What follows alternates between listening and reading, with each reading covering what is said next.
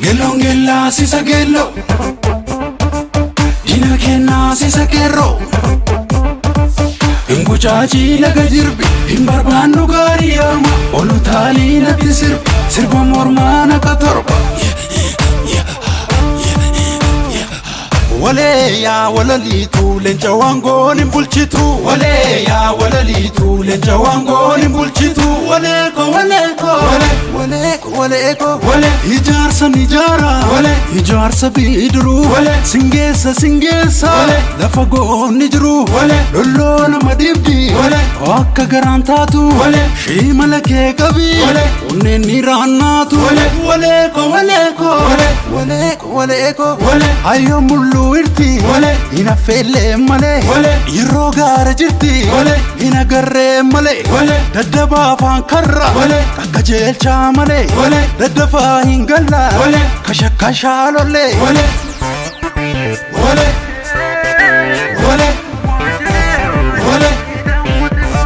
Maal jedhee maallaqee goonni Oromummaan hiika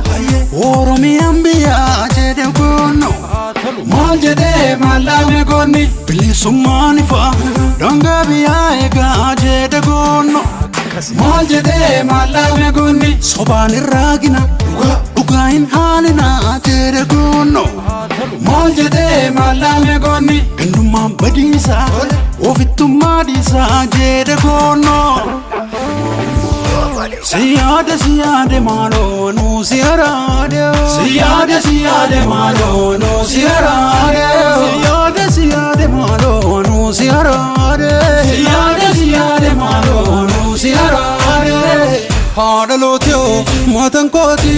Haadha alboo gootu yaaboo Haadhan barrii maaliif harriyoo Haadhan barriyoo maaliif harriyoo Maaliif harriyoo Maaliif harriyoo Kan akkas faa godhe ila akkas faa godhe Kan akkas faa godhe ila akkas faa godhe Kan akkas faa godhe ila akkas faa godhe Kan akkas faa godhe ila akkas faa godhe Dhimbanne seenaan keenya lagni mormorii laga burqaa keenya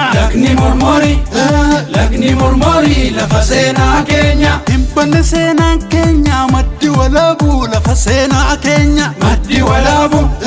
Maddi walaabu lafa seenaa keenya Hoodira noofan nama nyaata Hoodira noofan nama nyaata Leencatu ka nama nyaata Jabaatu ka nama nyaata Leencatu ka nama nyaata Jabaatu ka nama nyaata Hoodira noofan nama nyaata Hoodira noofan nama nyaata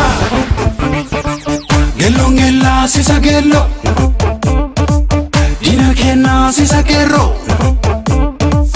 Inguchachi laga jirbi Himbarbaannu gaarii arma Olu taalii natti sirbi Sirba mormaana katorba Kan akkas faa godhe ila akkas faa godhe Kan akkas faa godhe ila akkas faa godhe Kan akkas faa godhe ila akkas faa godhe